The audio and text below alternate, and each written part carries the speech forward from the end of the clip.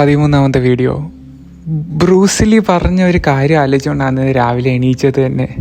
എന്താണെന്നല്ലേ, ബ്രൂസ്ലി അദ്ദേഹം ഒരിക്കൽ പറയുകയുണ്ടായി, എനിക്ക് പേടിയുള്ള എതിരാളി എന്ന് പറയുന്നത് 10,000 പഞ്ചുകൾ പഠിച്ചിട്ടുള്ള ആളല്ല, ഒരു പഞ്ച് തന്നെ 10,000 പ്രാവശ്യം പ്രാക്ടീസ് ചെയ്ത ആളെയാണ് എനിക്ക് പേടിയെന്ന് പറയും. സോ അതുകൊണ്ട് നമ്മൾ എപ്പോഴും എല്ലാവരും ചിന്തിക്കുന്ന ഒരു കാര്യമാണ്, ഒരേ കാര്യം ചെയ്ത് തന്നെ ബോറടിച്ച് എന്തുകൊണ്ട് ലൈഫിലൊരു വ്യത്യാസം ഉണ്ടാവുന്നില്ല. സോ നമ്മളെപ്പോഴും എനിക്കും തോന്നിയിട്ടുള്ള, അല്ലെങ്കിൽ നമുക്ക് എപ്പോഴും വേണ്ടതെന്ന് പറഞ്ഞു കഴിഞ്ഞാൽ ഒരു കാര്യം തന്നെ, നമ്മൾ ബോറടിക്കുന്ന കാര്യം ചിലപ്പോൾ ഒരു 10,000 പ്രാവശ്യം ചെയ്യുമ്പോഴായിരിക്കും നമുക്ക് അവിടെ ഒരു സക്സസ് ഉണ്ടാവുക. ഇത് success it's all about repetition and iterations എന്ന് പറയും.